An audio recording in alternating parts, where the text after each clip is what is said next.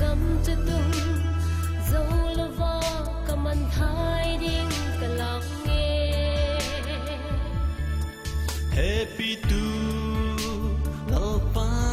chu ko win ama chung chol dam na hi ban pi ngai te som dok tu a hi hinna tui hu krista ama achun lang lung ngai na le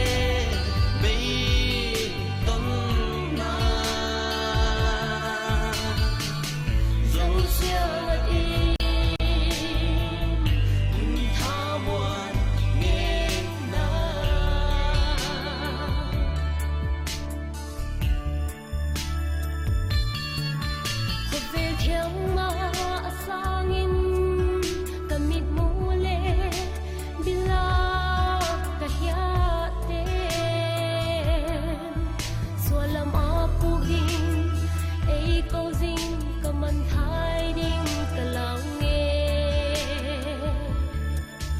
vel thia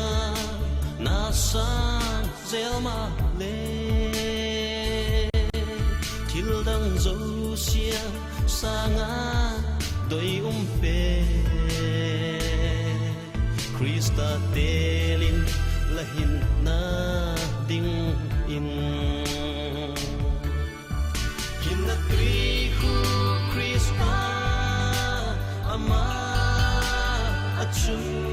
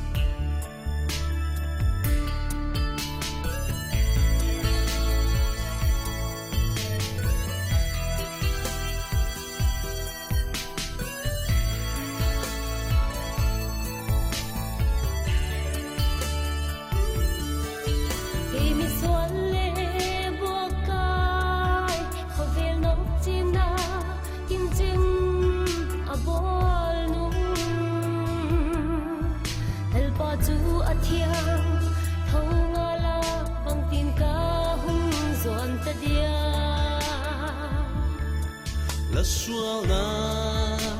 chu piao nel sa i tamale sil thian viak ngei na krista zuanin alalo nge